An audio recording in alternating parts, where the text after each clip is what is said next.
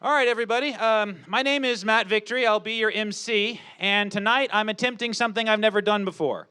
I'll be telling jokes to a live audience, but I can't hear your response.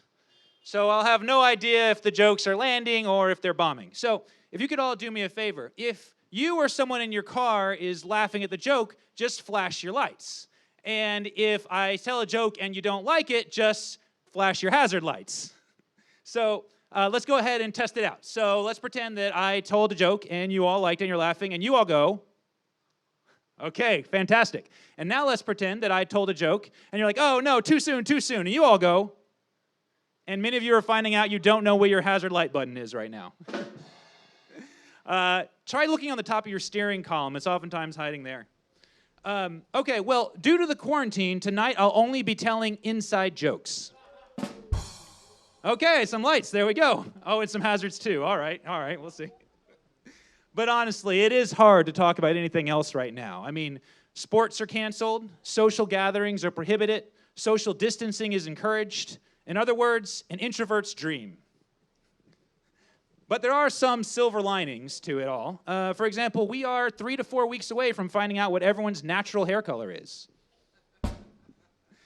Also, it's the first time in history that we can all save humanity by staying home, watching TV, and doing nothing. So let's not mess this up. It is interesting, though, that it's 2020, and that sounds so futuristic, and we all thought we'd have flying cars by now.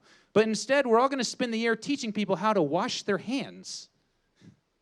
When 2020 first got here, everybody was like, oh, gosh, it's going to be so great. It's going to be like the Roaring '20s. Well, let's see, Roaring '20s. We've got infectious disease spreading, the stock market crashing, and now the bars are all closed. So, yeah, it's just like the Roaring '20s. Regarding the stock market, though, it has gotten pretty bad. This week, Goldman Sachs announced they're going to have to lay off 3 U.S. senators. And it's true, everything really is closing. Even churches are closing, and now they're all live streaming their services. And so you can watch your church services from home. And so far, feedback has been very similar to services in person. Mostly people complaining that the drums were too loud.